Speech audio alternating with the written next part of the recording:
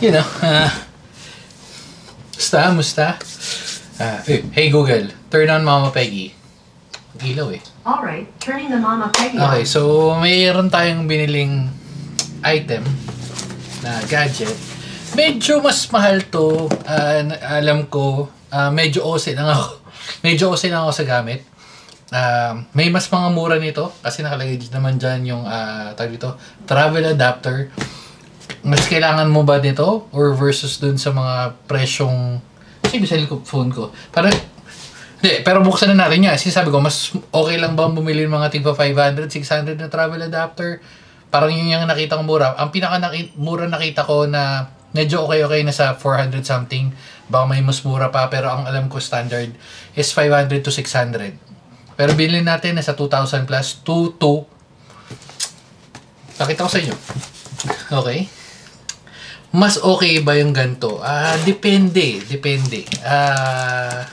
Kung medyo maarte ka, ma-OC ka, at the same time, kailangan mo na mas mabilis na saksakan, siguro go for this.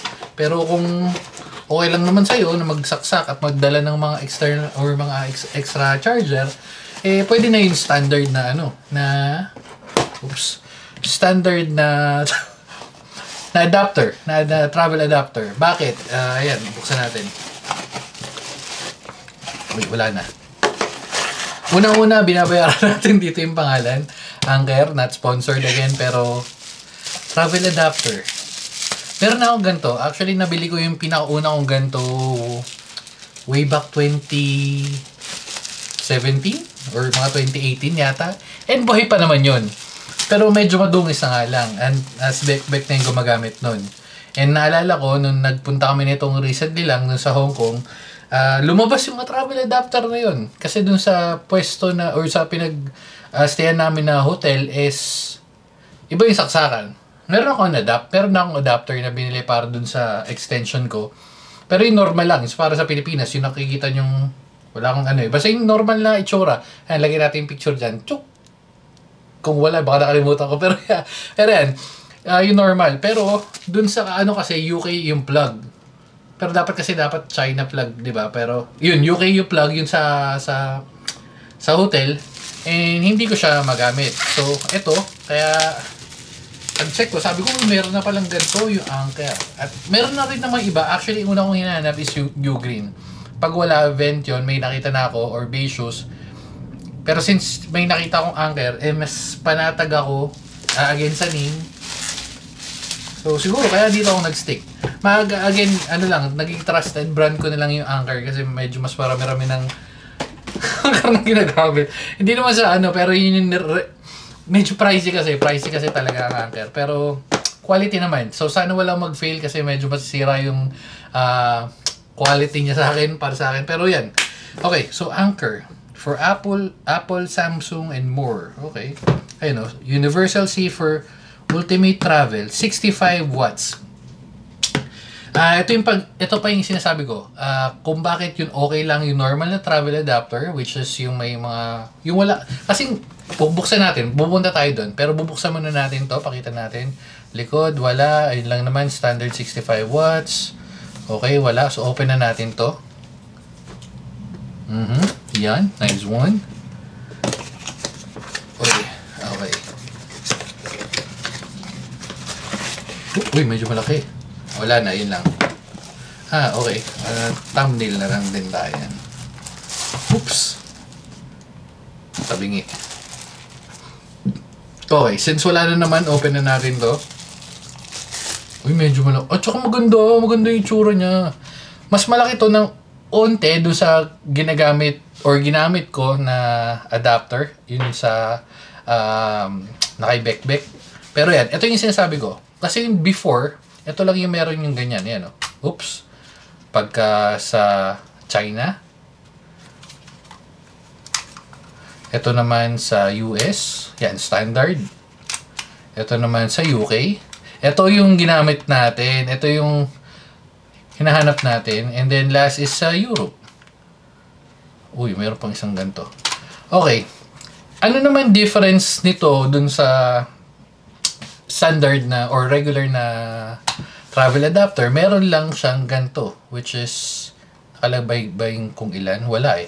Pero 65 watts total, pero malamang hindi to 65 each. 65 total pag may nakasaksak. Feeling ko 20-20 or 30-30, sobra no? 30-20-15 siguro. Baka ganon. 30-20-15, tansya ko.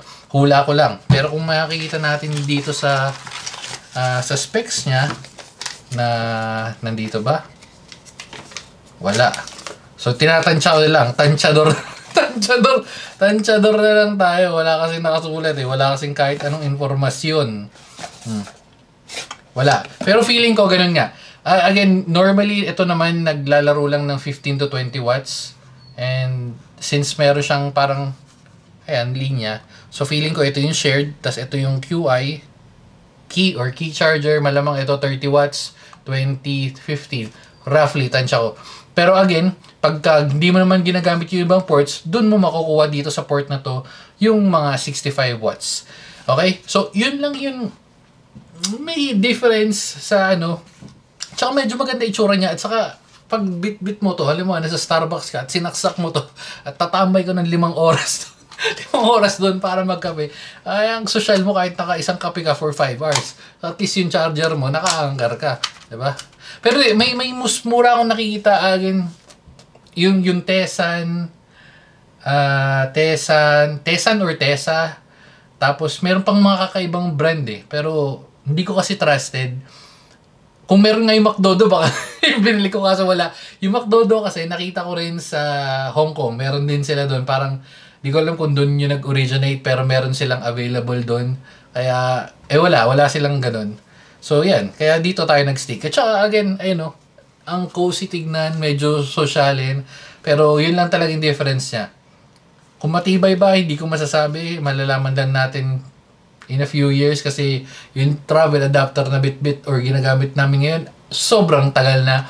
Nabasa na yun, nag-moist na yun, at gumagana pa rin. Ayun lang. Medyo, ang kakaiba lang pala dito is pag sinasaksak natin is nakatabingi, no? Ayun, either nakaganto. Hindi kasi yung isa, pa-box yun eh. Ito, medyo kakaiba lang, nakatabingi. Pero, feeling ko okay lang. Kung ganyan. Ayan. Tapos isa pa ito, kompleto na to ng saksakan. Tama ba? Oo, kompleto yung pag ganun. Pabaligtad. Very goods. So, yun.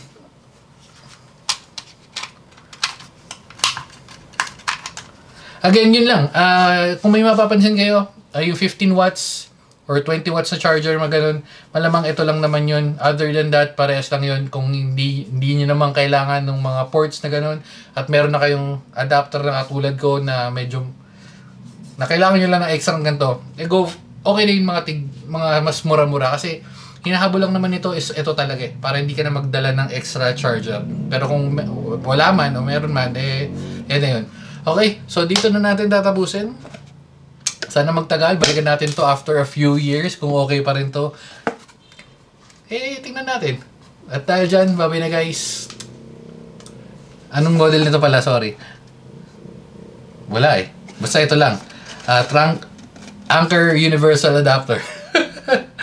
Ay, yun pala. Sorry, mas mura ko kasi ito nakuha. Kasi ang original price niya parang nasa 3.5 something. Legit, na-check ko sa iba-ibang site. Pero dahil nakuha ko siya ng may discount, parang 1,200.